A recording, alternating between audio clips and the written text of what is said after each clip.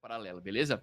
Casta, hoje, cara, a ideia é a gente falar um pouco sobre o Opcat. Eu tenho falado um pouco aí pra galera sobre a palavra programabilidade. Eu tenho escutado muito sobre programabilidade, né? Desde BIP 420, Opcat, Runes também, tem muito esforço para programabilidade, para poder lançar AMM de Runes, AMM de BRC20 também.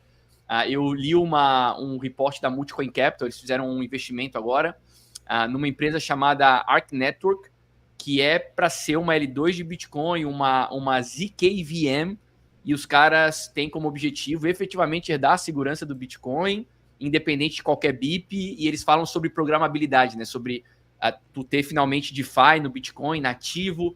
Tem um monte de gente prometendo isso, ninguém sabe ao certo o que é bom para o Bitcoin, o que não é, o que vai funcionar, o que não é. Enfim, é um assunto bastante complicado, normalmente difícil de ser compreendido. Tu é um cara que tu consegue explicar coisas muito complexas, tu consegue tornar coisas complexas muito simples. Então, o Brunosti sugeriu que eu te chamasse para falar sobre o Opcat. Ele falou que tu já tem explicado sobre isso no teu canal. Ele falou, cara, chama o Casta para explicar para a comunidade sobre o Opcat, que ele tem uma maneira muito bacana de trazer esse assunto. Então, eu queria que tu explicasse para a gente o teu ponto de vista sobre isso e o que isso é. Maravilha, então, cara. Assim, a gente vai ter que dar alguns passos atrás, né? Tá. Porque se a ideia é explicar a parada for dummies, a gente tem que pegar conceitos que têm que ser explicados antes disso. Então, a gente tem que começar pelo começo da história, né? Bitcoin sempre foi Bitcoin até o começo do ano de 2023, né? No final de 22, na verdade, quando foi criada a teoria dos ordinais pelo Casey Rodarmor, né, que é a ideia de que os satoshis são únicos, a gente pode rastrear, mapear satoshis, e aí tem satoshi raro, satoshi épico. Teve um satoshi que saiu agora no halving, que quem pegou foi a... Qual é o nome da mineradora? Foi a Via BTC. A Via BTC pegou o satoshi, leiloou um satoshi, que é a fração milionésima, né? Milionésima, né? Milionésima de um Bitcoin, ou seja, o centavo do centavo do centavo do centavo do Bitcoin foi leiloado por 2,5 milhões de dólares. E isso começou toda uma febre de inovação no Bitcoin. Primeiro vieram os ordinais, depois vieram as inscrições, depois vieram os BRC20, depois vieram as runas. Tentativas de fazer o quê? Cara, criar novos tokens no Bitcoin, criar NFT no Bitcoin, e tudo isso sempre esbarrando num limite muito grave do Bitcoin, nesse sentido, não grave para o Bitcoin, mas grave para essa turma, que é o limite de Bitcoin não tem contrato inteligente. Então nós estamos criando tokens, estamos criando NFTs, que a gente está espelhando da Ethereum. Toda a turma de especulação de coleção PFP da Ethereum abandonou a Ethereum e migrou para o Bitcoin, né? Abandonaram seus pinguins, abandonaram seus macacos, abandonaram suas corujas e foram comprar outros bichinhos, né, no Bitcoin. Só que existe aquela sensação de que está faltando alguma coisa. Tá faltando poder ter uma DEX, tá faltando poder ter um pool de liquidez, tá faltando ter um marketplace que você não tem que fazer 2, 3 transações pro NFT trocar de carteira, né? Você ter maiores garantias via contratos inteligentes. Isso não é possível no Bitcoin, porque Bitcoin não é uma plataforma de contrato inteligente. Aí começa a próxima narrativa, que é a narrativa de, bom, isso tudo é muito legal, é muito bom, dá muito dinheiro, mas a gente quer dar o passo da programabilidade. Já que o Bitcoin não atende, qual que é a resposta óbvia? Vamos continuar copiando a Ethereum. Então agora vamos ter segundas camadas no Bitcoin, que nem Já a vi gente uma tem história segunda... antes, né? Já viu, né? Copiamos os NFT, agora a gente vai copiar a segunda camada. Por quê? A ideia é, não só o Bitcoin tem a limitação de não ser uma plataforma de contrato inteligente, como o Bitcoin tem um espaço de bloco muito lento. Cara, um bloco a cada 10 minutos, e são blocos pequenos. Então fica muito caro você realmente prosperar esse ecossistema.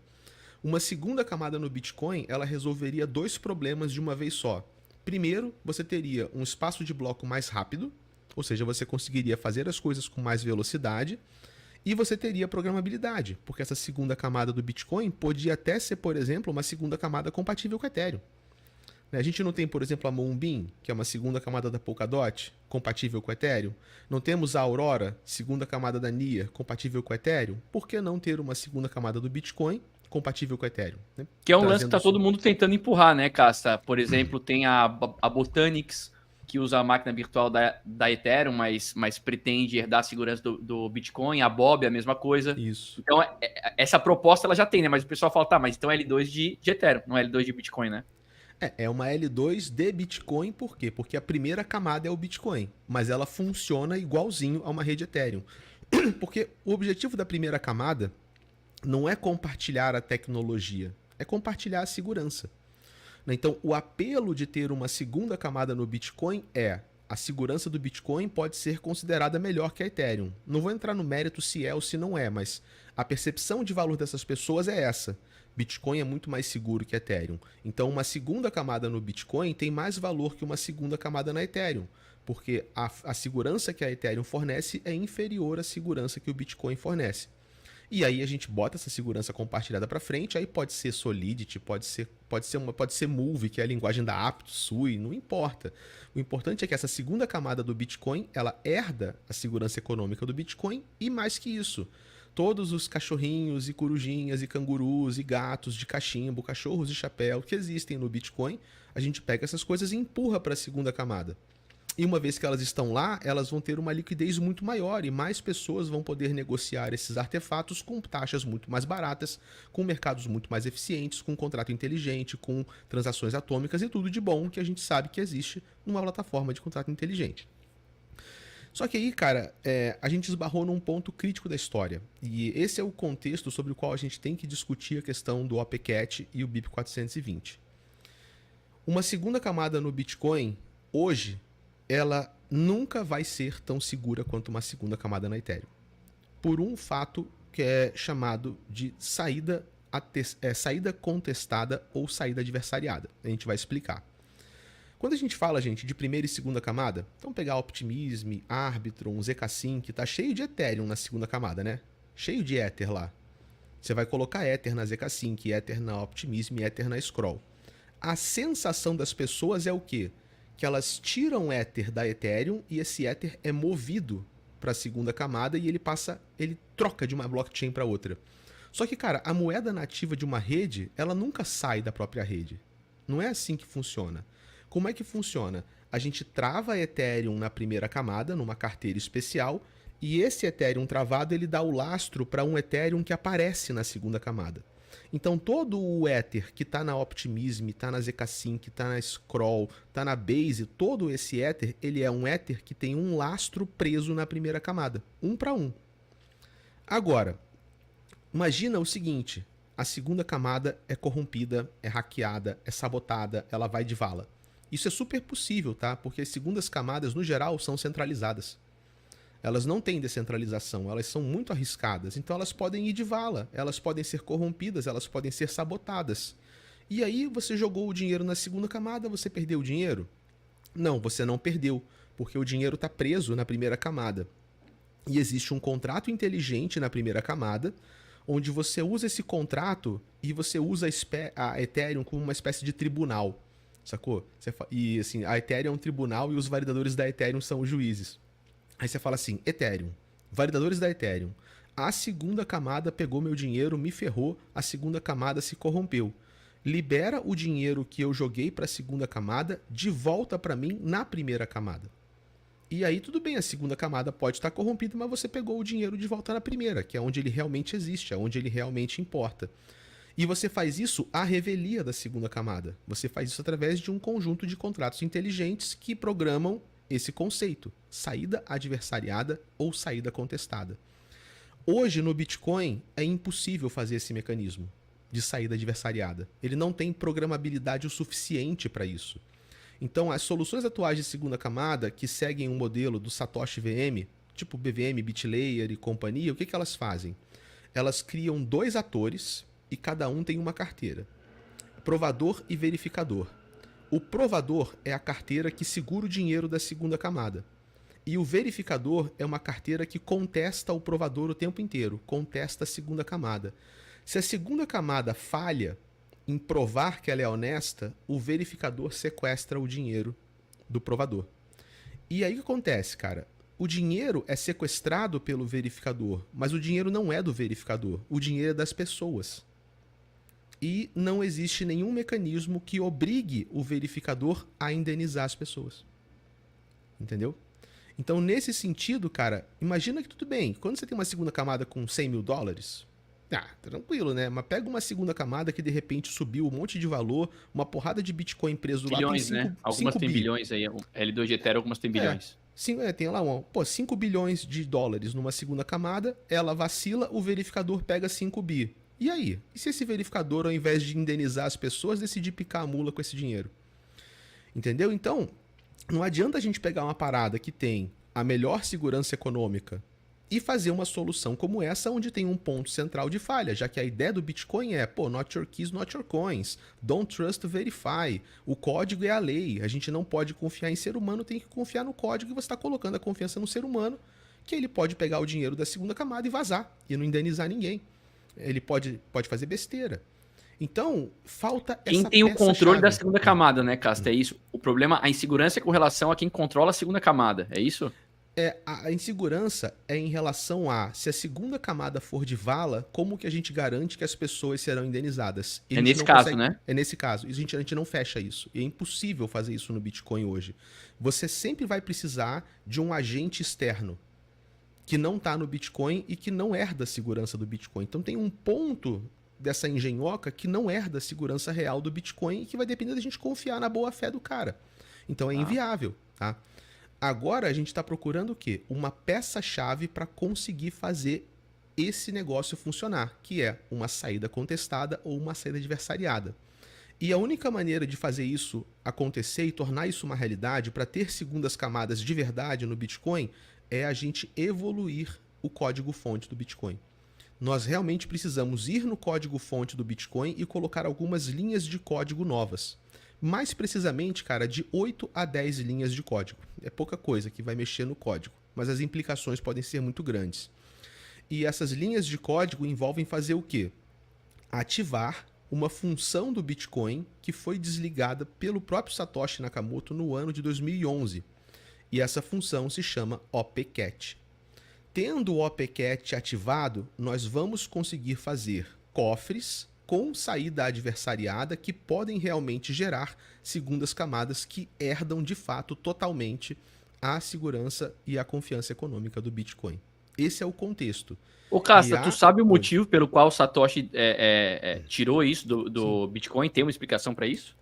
Cara, na verdade tem uma explicação, mas essa explicação é incompleta, ok? Tá. Porque o motivo que o Satoshi argumentou no fórum quando ele desligou isso, é que ele disse que essa função poderia ser sabotada para fazer o Bitcoin travar. Não a rede inteira, mas para fazer os nós mineradores travarem.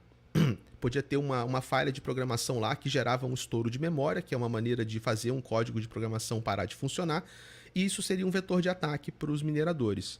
Só que, cara, mesmo na hora que o Satoshi tinha desligado esse operador, já havia uma correção para prevenir esse tipo de ataque. Então ele não pode acontecer?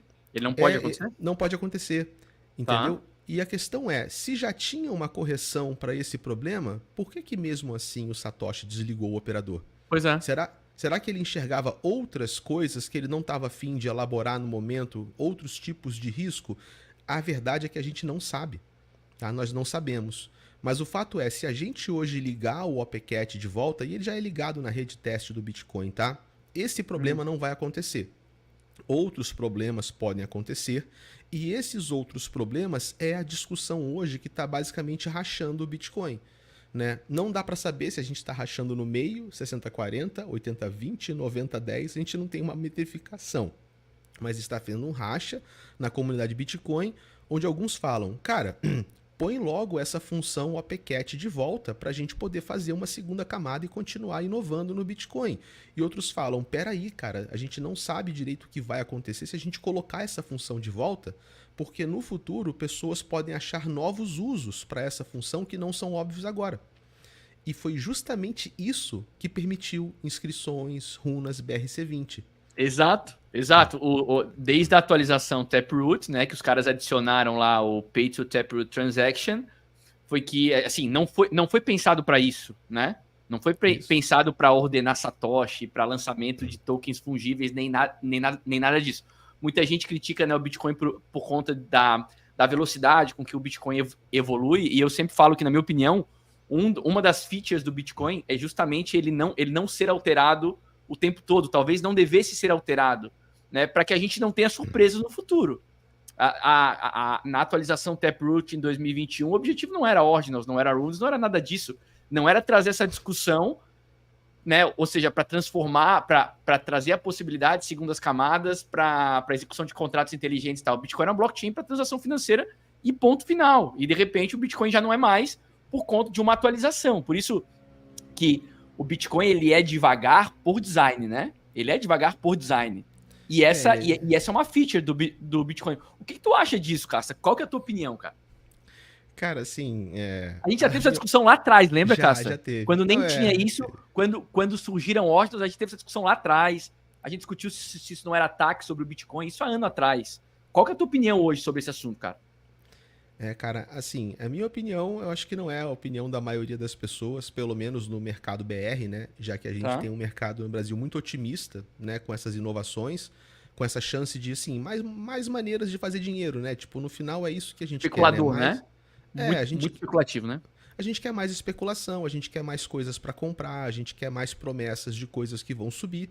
Então, se essas inovações oferecem isso no Bitcoin, a gente acaba gostando porque, no fundo, a gente quer alavancar e fazer dinheiro, né? E usar o movimento cripto para conquistar a independência financeira. Né? A maneira como eu vejo ela é um pouco mais profunda, né? E vai um pouco até numa visão mais de humanidade, né? De sociedade. O que a gente está fazendo com o Bitcoin, no fundo, cara, é que nós estamos tornando o Bitcoin, ou pelo menos o desejo de tornar o Bitcoin cada vez mais parecido com a Ethereum. Né? Então, o mesmo Bitcoin que durante muitos anos chamou a Ethereum de lixo, né? Que falou que você não tinha essas paradas de pirâmide, de meme coin, né? De um monte de maluquice, que essas maluquices ficavam na Ethereum, que Bitcoin era especial porque ele era diferente da Ethereum. A narrativa agora é, não, nós vamos tornar o Bitcoin cada vez mais parecido com a Ethereum, só que ele vai ser uma Ethereum melhor, porque a base da segurança econômica do Bitcoin é maior. Então a gente começa a desejar que o Bitcoin pareça mais e mais e mais e mais com a Ethereum. Ao mesmo tempo, cara, tradicionalmente o Bitcoin é uma resposta para o dólar e para um mundo de moedas fiduciárias. Né? No bloco Gênesis do Bitcoin, Satoshi inscreve a frase, né, on the bailout brink of the banks, que é a manchete do jornal britânico falando sobre o resgate indecente, né, que os governos fizeram em relação aos bancos. Então o Bitcoin sempre teve, na sua essência, né, cara, uma busca pela sanidade econômica, pela sanidade fiscal. Nós não podemos inventar dinheiro. Né? Isso é prejudicial para qualquer arranjo socioeconômico. A impressora é uma insanidade. Então, o Bitcoin como resposta ao dólar, ele é muito mais um sistema bancário e um meio de contabilidade do que uma plataforma de contrato inteligente. Então, enquanto nós empurramos o Bitcoin para ele ficar mais parecido com a Ethereum, é provável que nós descaracterizemos o Bitcoin como uma boa resposta econômica para o dólar. E no fundo, esse é o racha, né? E por que eu gosto mais de um futuro onde o Bitcoin deixa de perseguir a Ethereum e ele começa a pensar em melhores formas de ser uma resposta para o dólar? Porque eu acho que é mais importante ter uma boa resposta para o dólar no mundo do que ter uma Ethereum mais segura. Entendeu? Nós podemos inventar uma nova Ethereum a qualquer momento, mas nós nunca mais vamos conseguir inventar um outro Bitcoin. Concordo plenamente. Ou vai ser muito, muito trabalhoso, né? Então eu sinto assim, cara, que pode ser o lucro para muitas pessoas e legal que as pessoas estão fazendo dinheiro. Eu fico feliz que as pessoas estão fazendo dinheiro, ok. Mas de forma humana, cara, para o nosso coletivo humano, fazer o Bitcoin se tornar uma Ethereum pode ser um desperdício. Né? Um desperdício de preparar o Bitcoin cada vez mais para ele ser uma resposta para a quebra da era fiduciária, para o fim da era fiduciária. Só que dificilmente, né, as pessoas vão ter uma visão de tão longo prazo. Né? Parece, pelo sentimento de mercado, que a tendência estamos pendendo mais para a aprovação desse negócio do OPCat do que para a sua rejeição. Não dá para dar certeza. Alguns caras falam, o cara do OPCat fala que é 100%, que vai ser aprovado, que ele já sabe, não sei o quê. Tem um outro cara que fala que não, que é 5% de chance, tem uns caras no meio do caminho. Então a gente não sabe se vai ser aprovado ou não, mas como a discussão tem ficado cada vez mais quente, a balança começa a pender mais para a aprovação do que para a reprovação, sacou? Ô, Casta, eu confesso que eu gosto, acho muito mais divertido interagir com o Bitcoin hoje do que era antes, tá? Para especular também, tá excelente, porque tu consegue fazer mais Bitcoin. Agora, eu concordo contigo, assim, até que ponto isso é bom, Quando surgiram os Ordinals, lembra? Lá no começo do ano passado, cara, quando eu e tu recomeçamos, a gente fez muita live junto, lembra? E a gente discutiu isso, né, no lançamento dos Ordinals. Eu, naquele momento, vi Ordinals pro Bitcoin como um ataque à rede, assim. A gente falou sobre isso, né? Aquele Luke Dash Jr., ele falava sobre classificar Ordinals como ataque spam. Na minha opinião, fazia sentido, mas aí o pessoal começou a falar que isso era censura e tal. E acabou que depois surgiram ferramentas para tu negociar Ordinals e a coisa ficou divertida mesmo. E deu para ganhar dinheiro. Mas eu concordo contigo, talvez seja uma onda curtoprazista. Né? Talvez a gente devesse pensar mais Bitcoin em longo prazo. Eu concordo plenamente contigo. A gente não precisa de outra blockchain de contrato inteligente e a gente provavelmente não vai conseguir criar um outro Bitcoin. Então é muito mais complicado. Né? O Bitcoin ele cresceu à margem, né, do sistema. É muito difícil que isso se criasse mais uma vez, nessa essa condição, quase como o surgimento da vida, né? Super improvável, mas aconteceu ali, talvez em condições especiais e tal. Tem uma pergunta aqui, Cassa, do Jeff, que é uma dúvida acho que muita gente tem. Tu acabou de falar sobre isso, né? Algumas pessoas dizem que é 95% de chance, outros dizem que são só 5%. Qual que é a possibilidade disso aí acontecer? Precisa todo mundo concordar? Precisa uma parte concordar? Precisa 51 concordar? Qual que é o processo para efetivamente isso aí passar? Da compreensão que eu tenho sobre Bitcoin, isso aí não passa. Da compreensão que eu tenho. Mas às vezes a minha compreensão está equivocada. Como é que tem que ser para isso acontecer? Cara, pior que na verdade não existe um processo claro, tá? Bitcoin, diferente de Polkadot, não tem governança estruturada. Né? Polkadot, por exemplo, tem governança estruturada on-chain, né? Que é até um outro assunto, se isso é bom ou se isso é ruim, tá? Mas, por exemplo, tem. Ethereum tem um processo de governança que envolve pessoas chaves dos programadores, dos clients, da Ethereum Foundation, de advisors, né? E Bitcoin não tem, cara. Bitcoin tem um processo meio caótico, né? Que é uma herança dos core devs. Os core devs é Satoshi e os primeiros parceiros do Satoshi que colaboraram ativamente na construção e na programação do Bitcoin. Hoje, cara, Bitcoin é um código aberto. Então, se eu quiser, eu posso baixar o código do Bitcoin, fazer uma modificação e falar, galera, usem o meu Bitcoin, pô. Bitcasta, usa aí o Bitcasta, entendeu? Agora, esse Bitcasta vai ser o Bitcoin de verdade? Não. Não, por quê? Porque existe um grupo de programadores que tem as chaves para fazer a alteração no código definitivo do Bitcoin. Eles são chamados de guardiões, né, do código.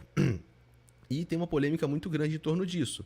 O BIP347, que foi o nome que você colocou aqui na live, na verdade o pessoal costuma chamar de BIP420, né? E o 420 é uma alusão a cannabis, né? É um efeito memético. Por que os caras deram o nome de BIP420? Porque até pouco tempo, o responsável por numerar as sugestões de melhoria no Bitcoin, né? O BIP é uma sugestão de melhoria, o responsável era o Luke Dash Jr., que é esse programador do Bitcoin que é totalmente anti-inovação. Então, enquanto os caras do BIP420 tentavam colocar essa parada para frente, o Luke Dash Jr. se recusava a dar um número para eles. Entendeu? Não queria botar a parada dos caras pra frente. Então só aí você vê que já é uma governança bem escusa, né, cara? Pô, por que o cara tem o direito de dizer se pode ou não pode ter um número e é um maluco, brother? Sendo que os core devs são 6 ou 7, cabe na palma da mão. Então, eventualmente, falaram, então foda-se, então é BIP 420. E aí começou a pegar, até que não teve jeito. Tiveram que ceder e tiveram que atribuir um número. Uma outra programadora chamada Ava Shao, cara, né, programadora, ela é a 5ª maior contribuidora do código do Bitcoin na história do Bitcoin. Ou seja, um dos top 5 programadores do Bitcoin na história é uma mulher. E essa mulher, Ava Shao, ela é uma das guardiãs do código-fonte do Bitcoin. Ela pode autorizar modificações no código. Então ela teve que intervir na discussão. E com a intervenção dela, finalmente a comunidade deixou ter um número que é o número BIP347. Agora, isso é uma proposta, ela está sendo discutida. Quem é que autoriza? Cara, basicamente os core devs vão autorizar. Então, se eles chegarem à conclusão de que sim, o Bitcoin vai ter essa evolução tecnológica, a gente vai ter que ter uma espécie de um consenso orgânico. Então, programadores vão ter que concordar, um número suficiente deles, corretoras vão ter que concordar, investidores vão ter que concordar, validadores vão ter que concordar, E, sei lá, BlackRock vai ter que concordar, alguma coisa assim. Então, se todo mundo concordar, a gente vai colocar essas 10 linhas de código, vai ter a nova versão, desliga a máquina de mineração, todo mundo desliga a ASIC, atualiza o código, liga a ASIC de volta, pronto, temos um Bitcoin novo. Isso é um soft fork, né? Agora, se uma parte das pessoas discordar e tiver uma discordância forte o suficiente, um bom grupo de mineradores, uma parte dos core devs, apoio institucional, apoio de investidores, Já pode vimos essa acontecer história. um hard fork. Né? Parte não reconhece, parte reconhece, que nem Bitcoin e Bitcoin Cash. Quando a gente teve o Bitcoin Cash e o Bitcoin, foi um hard fork. Parte concordava, parte não. E durante um momento, cara, a gente não sabia se Bitcoin Cash era o verdadeiro ou se o Bitcoin era o verdadeiro. E aí a comunidade convergiu no Bitcoin e Bitcoin Cash virou Bitcoin pirata. Se isso acontecer, um hard fork agora, qual que vai ser o original, qual que vai ser o pirata? A gente também não sabe. Cara, eu vivi isso em 17, né, Cássio? Tu tava em Bitcoin nessa época, não? Eu não tava, cara, mas eu revisitei a história. Cara, eu tava, Casta, e assim, o que eu posso compartilhar com vocês é sentimento. Que é isso que o Casta falou. Eu me lembro que quando o hard fork aconteceu, né, do Bitcoin e Bitcoin Cash, e depois vieram vários outros, mas esses outros todos, as pessoas não atribuíam efetivamente valor. Era Bitcoin Diamond, Bitcoin Gold, Bitcoin, de tudo que vocês podem imaginar, teve hard fork depois. Mas o Bitcoin Cash, cara, era uma discussão a respeito do tamanho do bloco e tal, e gerou dúvida na comunidade, cara. Tanto é que eu, durante um tempo, eu segurei as duas coisas, porque eu falei, cara, eu não sei o que é o Bitcoin principal aqui. Não era muito claro. Eu tinha entrado no mercado em junho daquele mesmo ano, eu não entendia. Eu não tinha nem condição de fazer qualquer tipo de julgamento, assim. Hoje, por exemplo, se acontece um hard fork, cara, eu quase vejo, Casta, valor nas duas coisas, velho. Quase como se fizesse sentido as duas coisas existirem. No caso do Bitcoin Cash, para mim não fazia sentido. Claro, depois, né, que eu compreendi um pouco mais o Bitcoin, isso foi em 18, para mim o Bitcoin não fazia mais, o Bitcoin Cash não fazia sentido. Agora, quando eu penso num eventual hard fork aqui, e eu falei sobre isso, cara, sobre possibilidade de hard fork por causa de ordinals e tal, eu falei lá atrás, muita gente falou, não tem a mínima possibilidade disso aí acontecer. Eu falei, cara, tem, velho, tem. Tem, porque esse momento eu nem pensava em programabilidade, eu pensava em outros motivos, tá? Era muito mais reguladores verem efetivamente essas inscrições como um ataque à rede, como coisas que não poderiam ser publicadas, que não poderiam estar registradas na blockchain e tal. Mas, por exemplo, se rola um hard fork hoje, cara, quase que para mim faz sentido, Casta, existirem os dois ativos, velho. Faz sentido isso, não? Porque um ativo que é dinheiro e uma blockchain de contrato inteligente. Não sei, cara. É um pouco confuso. Não, assim, os dois poderes. Assim, o Bitcoin Cash tá aí até hoje, né, cara? Mas assim, o Bitcoin Cash, ele é um Bitcoin com mais espaço no bloco, né? Só que, vamos lá, não é o Bitcoin, né? Porque não tem o poder computacional que tem, mas o objetivo era ser o Bitcoin com mais espaço no bloco, para mais transações e tal. Porque na época as críticas eram, leva 10 minutos para confirmar uma transação. Quando é que tu vai comprar um cafezinho com Bitcoin? Não dá. A discussão era essa, né? Era essa, meio de pagamento. Agora, hoje não. Se a gente fala que no eventual hard fork, um é dinheiro, né? Um é para transação financeira. E ordinal é ataque spam e tal. E não tem essa de programabilidade. É só uma blockchain de transações financeiras. E o outro é uma infraestrutura para criação de segundas camadas. Só que onde está o poder computacional, né? Se ele está aqui no que é uma blockchain para transação financeira, aquela segurança toda naquela outra blockchain que é para segundas camadas, não faz tanto sentido assim. Então, é uma situação diferente, ímpar, né? Assim, vai que 80% dos mineradores ficam numa e 20% na outra. Então, para onde, Cássio, os mineradores iriam, cara? Então, para onde os mineradores iriam? A gente tem que se perguntar isso. Para onde os players-chave Eu acho que eu sei. Não, eu diria que minerador vai pro OPCat. Também acho. Ele quer taxa. Exato. É óbvio. Porque money, taxa, né? Agora, para onde iriam os institucionais? Quando o BlackRock fala que Bitcoin é ouro digital e um hedge contra a depreciação da economia global. Entendeu? Então, todos aqueles bitcoins que estão sendo tradeados no ETF, eles são qual? O Bitcoin com ou sem OPCat depois do hard fork? Onde é que tá a liquidez, entendeu? Então, cara, assim, eu acho que a gente tem grandes players envolvidos e parte deles vão para um lado e parte vai para o outro, o que torna a discussão ainda mais complexa, cara. Não tem uma resposta clara, sacou?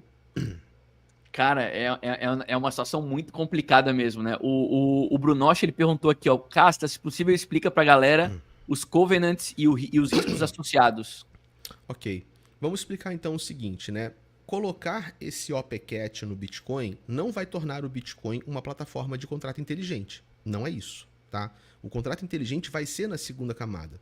O que o OPCat faz é dar para o Bitcoin o poder de fazer esse tal de covenant.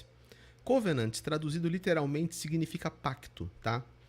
Então, o que é um covenant? Um covenant é você poder aplicar restrições sobre uma unidade de Bitcoin. Como, quando e por que ela pode ser gasta. Vou primeiro falar na teoria, tá? Então, o que é a teoria de um covenant? É eu ter um Bitcoin na minha mão e eu tenho, por exemplo, sei lá, um Bitcoin. Aí eu coloco uma regra nesse Bitcoin e falo o seguinte, olha, esse Bitcoin só pode ser gasto às terças-feiras. Entendeu? Ou ele só pode ser gasto em frações pares. Eu tenho que, sei lá, gastar 0,2, 0,2, 0,2. Ou esse Bitcoin só pode ser gasto para carteiras que fazem parte de uma whitelist de pessoas que eu confio. Aí se alguém hackear minha carteira, o cara não consegue sacar o dinheiro, porque ele não está na minha whitelist. Então, covenants são maneiras de se aplicar restrições sobre os Bitcoins que existem. Que parece um pouquinho com o contrato, mas é mais simples. É apenas assim, a regra de pode ou não pode gastar. Então você fala assim, em determinadas condições, esse Bitcoin não pode ser gasto, né? E aí tem um outro tipo de covenant, que a gente chama de covenant recursivo, ou covenant replicante, que é quando a regra que você coloca no Bitcoin, ela permanece naquele Bitcoin mesmo quando ele troca de carteira. Eu falo assim, então, olha, o meu Bitcoin só pode ser gasto às terças. E aí eu mando esse Bitcoin para você. E aí você também só pode gastar esse Bitcoin às terças. É ruim isso, né? Porque tu Não, torna a parada não fungível, né? Agora cada Bitcoin tem uma característica. Então, aí a discussão começa a ficar mais bolada, né? Porque se você mandar para alguém também, essa pessoa só pode gastar às terças. E teoricamente, aquele Bitcoin pode ser infinitamente um Bitcoin que só pode ser gasto às terças. Por toda a história do Bitcoin da humanidade. Né? E aí a questão é, esse Bitcoin que só pode ser gasto às terças, ele é igual a um Bitcoin que não tem covenant? Então, torna-se não fungível, né? É um Bitcoin, você, cara, assim, qual Bitcoin tu quer? O que só pode gastar à terça ou o que você pode gastar quando quiser? Exato. Pelo Aí tu vai amor de começar Deus, a precificar Bitcoin diferente. Exato, e aí você tira o aspecto da fungibilidade. E, cara, se a gente fala que Bitcoin é ouro digital e Bitcoin é uma commodity, commodities são, por natureza, fungíveis. 1 quilo de ouro numa mão é igual a 1 quilo de ouro na outra, cara. Você não pode pegar o ouro e falar, bom, esse ouro só pode ser gasto às terças. Não, porque o ouro é um metal precioso, ele tá na sua mão, ele é o material. Eu não gosto de nada disso aí, Casta. Não gosto de nada disso aí, velho. Então Nada. assim, outra coisa que o Bruno falou, entre covenantes, você pode ter covenante de KYC. Então, por exemplo, o cara coloca uma whitelist ou uma blacklist e fala, esse Bitcoin nunca pode ir para essas carteiras, ou esse Bitcoin só pode ir para aquelas carteiras. E se esse covenant for um covenant recursivo, essa regra se aplica infinitamente, mesmo que o Bitcoin troque de carteira. Então imagina, por exemplo, se os Estados Unidos confiscam Bitcoin ou a BlackRock com os Bitcoins que ela comprou, esses caras fazem uma lista de amigos e aplicam essa whitelist nos Bitcoins que passam pela mão deles. E aí contamina aquele Bitcoin para sempre. Nossa, isso é muito ruim, velho. Isso é muito ruim. Mas vamos com calma, porque isso ainda é uma discussão teórica, tá? Dá para fazer isso hoje no Bitcoin? Não dá. O RPG ele perguntou exatamente isso. Ele falou que a Cindy comentou que hoje os governos já conseguiriam fazer isso via multisig. Mas não é bem assim, né, Casta? Não, eles não conseguem mexer nos meus Bitcoins. Não, eles conseguem fazer no Bitcoin que está na mão deles. Mas depois que o Bitcoin sai da mão deles, eles não conseguem fazer com que a restrição continue se replicando. Exato. Então eles fazem isso quando está na mão. O problema do covenante recursivo é que mesmo quando sai da sua mão, a restrição continua presa naquele Bitcoin. Isso é muito ruim, velho. Então, e agora a questão é, quando nós colocamos o OPCat vai permitir a construção de covenants recursivos? Sim ou não? E sabe qual é o problema? Parte das pessoas que entendem pra caceta de Bitcoin falam que sim. E parte de pessoas que entendem pra caceta de Bitcoin falam que não. E eu não sei a Putz. resposta. Eu procurei. Cara, Eu procurei. o Casta, mas enquanto não existe consenso, velho, não deveria ter mudança nenhuma, velho. Enquanto não existe consenso a respeito disso, putz, gente que manja pra caramba diz que pode. Gente que manja pra caramba diz que não pode. Cara, tu não pode E mexer agora? no Bitcoin enquanto não tens essa resposta, velho. Cara, assim, eu sou engenheiro de software, mas eu não tenho conhecimento suficiente pra garantir que dá ou que não dá. Se a gente acredita que não dá e depois dá, e aí, cara, como é que a gente vai Tem desfazer? gente que acha que dá, velho. Se tem gente que acha que dá, é porque provavelmente algum caminho existe. Então, cara, tem gente que acha que dá e os caras que acham que não dá falam que é FUD. Entendeu? Aí os caras que falam que dá, falam que essa galera não entende o suficiente. Então, cara, eu tentei achar uma resposta, assim, acima de qualquer dúvida e até hoje eu não consegui achar essa resposta. Então, assim, tem algumas evidências de que talvez não dê. Por exemplo, teve um cara, né, da comunidade do OPCat, da turma do OPCat, que lançou um bounty para alguém conseguir demonstrar, por exemplo, um vetor de ataque na rede de teste, onde o OPCat está ligado. Ninguém coletou o bounty, entendeu? Então, possivelmente, os caras que acreditam que o OPCat pode fornecer, né, pactos recursivos ainda está no âmbito teórico. Tá. Talvez dê, o cara não fez, mas o cara acha que tem um jeito e pode ser que tenha ou que não tenha. O fato é, se hoje nós não sabemos como fazer, mas é possível e amanhã puder ser feito, aí a gente já atualizou, né? Aí já era, irmão. Exatamente. Caraca, né? O Justo perguntou, Casta, se não estão usando a necessidade de remunerar mineradores, remunerar mais, né? E manter a segurança da rede como argumento para essas atualizações. Tu acha que pode ser isso? Porque muita gente fala, né? Olha, o Bitcoin ele tem um problema, porque a receita do minerador vai sendo cortada pela metade a cada 210 mil blocos e tal, no halving. E em algum momento o Bitcoin pode não ser mais a mineração pode deixar de ser uma atividade financeiramente que faça sentido, né? E na minha cabeça, isso não é um problema. Isso só significa que o Bitcoin efetivamente é um ativo que precisa se apreciar na paridade com a moeda fiduciária, né? Quando a gente fala que o Bitcoin é um ativo programado para se valorizar, eu não vejo isso como um exagero, porque para os incentivos continuarem equilibrados, efetivamente ele precisa se apreciar. Mas aí agora a gente vê, né, desde os ordinals e de runes e de tudo isso, os mineradores, além da transação Coinbase, né, que é a inflação do Bitcoin, os caras estão tirando mais grana com as taxas das transações do bloco, isso está trazendo mais minerador para a rede, tanto é que a gente está praticamente em máxima histórica, e teoricamente isso é bom porque a rede está mais segura. Tu acha que essas novidades, essas tentativas de Bitcoin Improvement Proposals podem ser para atender o minerador, para continuar, assim, porque não acreditam que o Bitcoin na paridade com a moeda fiduciária possa continuar se apreciando? Sim, nós demonstramos que essa onda de interesse no Bitcoin, ela gerou mais taxas. E se o Bitcoin paga mais taxas, ele se torna mais resistente ao problema do halving. Que é o problema de que pode chegar um dia que a gente não esteja pagando o minerador.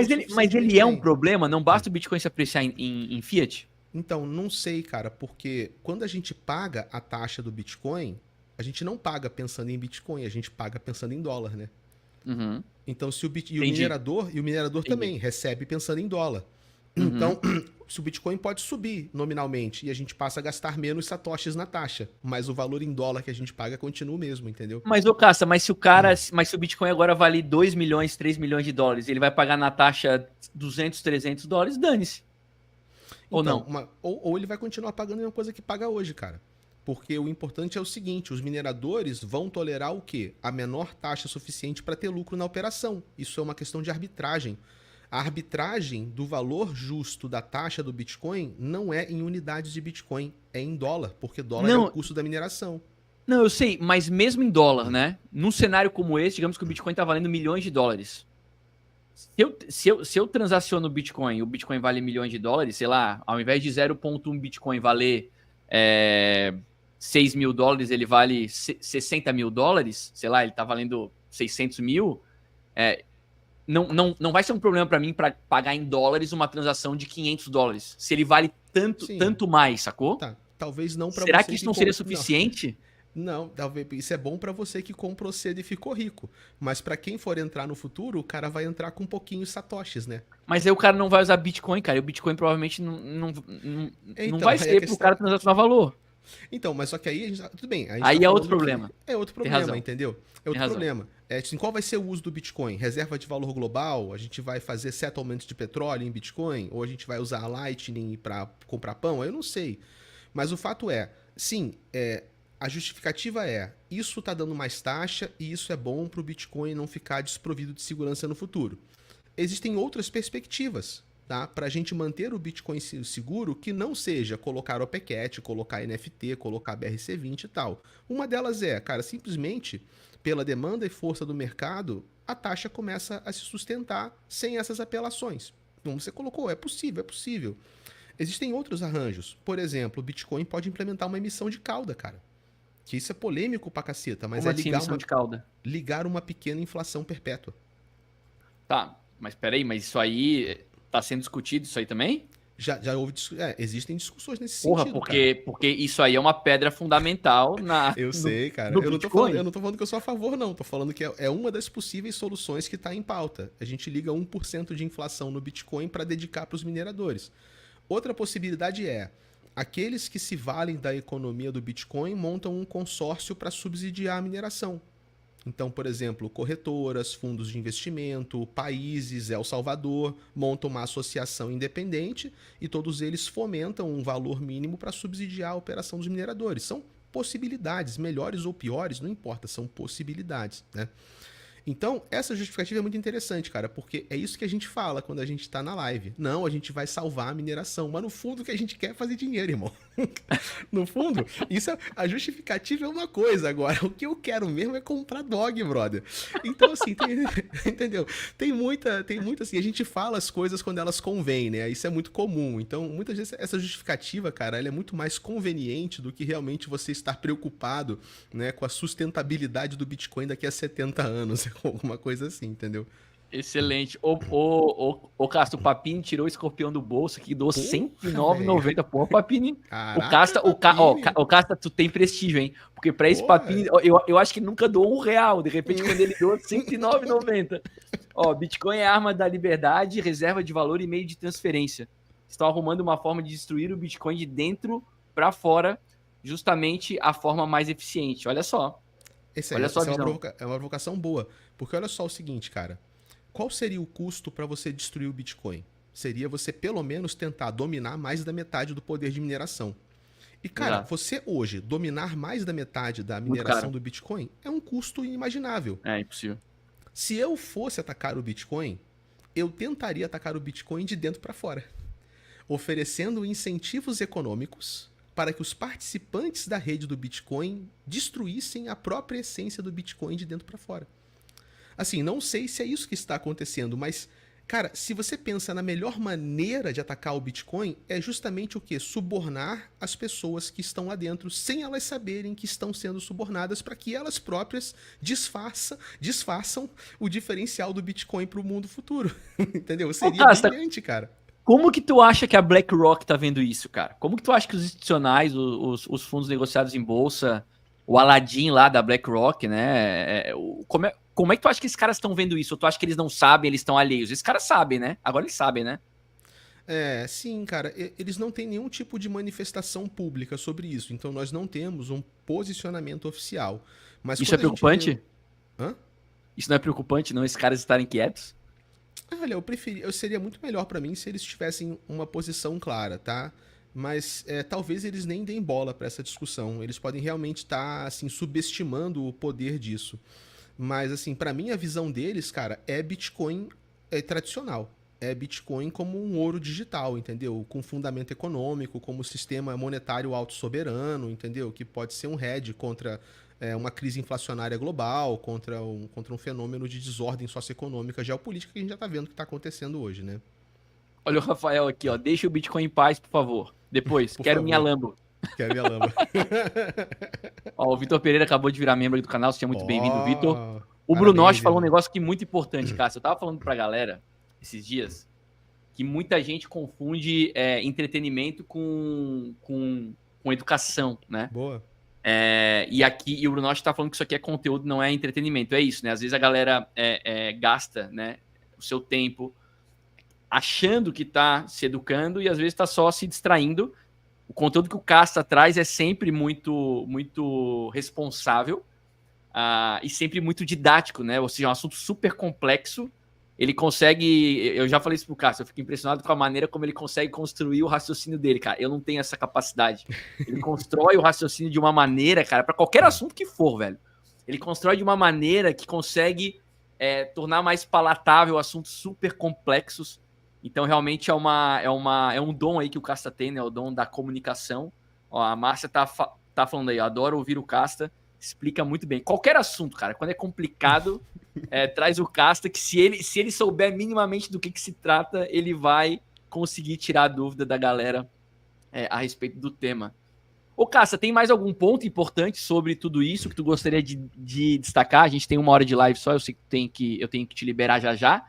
Eu queria saber se tens mais alguma coisa para trazer ou esses são os principais pontos. Ah, cara, eu acho que esses são os principais pontos, né? E, assim, eu como um tecnofilósofo, né, que sou, né, eu tento não fazer muito julgamento de mérito, cara. Então não sou eu, um careca cabeludo, entendeu? Que vai dizer o que, assim, a minha opinião vai ter peso determinante no que vai acontecer, né? Eu me contento, cara, em observar a evolução e pensar, cara, tá indo para um lado, tá indo para o outro, quais são os prós, quais são os contras. Mas eu realmente, cara, vejo um futuro pro Bitcoin e para mim o melhor futuro pro Bitcoin, assim, que seria lindo, cara, seria o Bitcoin se tornar uma unidade de conta global. Né? A gente fica, Bitcoin é dinheiro, Bitcoin é reserva de valor, e fica nesse embate, né? Dinheiro, reserva de valor, dinheiro, reserva de valor. Eu falo, cara, para mim nenhum nem outro. Bitcoin é a unidade de conta perfeita. Porque são os 3 aspectos do que a gente chama de dinheiro, tá? Quando a gente fala de dinheiro, a gente pensa em dinheiro como meio de pagamento, como reserva de valor e como unidade de conta. E acaba que hoje no mundo o dólar cumpre esse papel nas 3 frentes. Dólar é uma reserva monetária global, entendeu? Então países têm reserva em dólar, dólar é um meio de pagamento e dólar é uma unidade de conta. E eu quero chamar a atenção para unidade de conta, cara. Se você pega um produto e você não sabe o valor desse produto, então, por exemplo, tem um smartphone aqui. Quanto vale esse smartphone? Se você não sabe quanto ele vale, qual que é a primeira coisa que você procura? Pelo menos o custo de fabricação dele em quê? Em dólares. A gente vai pegar o preço do petróleo em dólar, do trigo, do níquel, do paládio, do cobre, do cobalto. Dólar é a maneira pela qual nós determinamos o valor real de alguma coisa na economia global. Só que qual é o problema, cara? É que nós temos hoje trilhões de dólares que foram impressos desde 2008. 80% de todos os dólares do mundo não existiam antes da crise imobiliária. Então, cara, se você acha que o dólar é uma unidade de conta, o dólar como unidade de conta ele é uma régua. A gente pega essas coisas, coloca na régua do dólar e fala, bom, vale tanto em dólar, vale tanto em real, vale tanto em libra. Só que se nós imprimimos dólar como se não houvesse amanhã, então nós temos uma régua que está sendo constantemente distorcida. E quem é que quer usar uma régua que muda de escala o tempo inteiro? É uma bosta, né? Agora, o Bitcoin com seu supply É bom que o Bitcoin não vire isso, né, Casta? É bom que o Bitcoin não vire isso, né? Exato, eu concordo, sim. Como unidade de conta não poderia, entendeu? O Bitcoin com 21 milhões de unidades, ele é a régua perfeita. Ele não pode ser emitido por nenhum governo, ele não atende a nenhuma agenda política, ele é autossoberano, ele é inconfiscável, ele é inhackeável, ele é indesligável, é indestrutível, cara. Bitcoin resistiu ao banimento da China, quando 75% de toda a mineração tava no território chinês, cara. Porra, não desliga nunca. É a unidade de conta perfeita. Uma economia global, que não é que a gente vai usar Bitcoin para comprar café, cara, mas a gente vai determinar o preço do trigo em cima do Bitcoin, o preço do petróleo em cima do Bitcoin, o preço do dólar em cima do Bitcoin.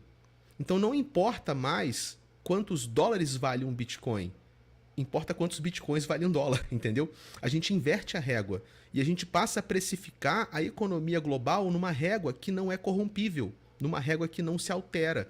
E esse cenário, cara, não precisa de OPCat, não precisa de NFT, não precisa de runa. Mas seria muito bom se esse cenário oferecesse o quê?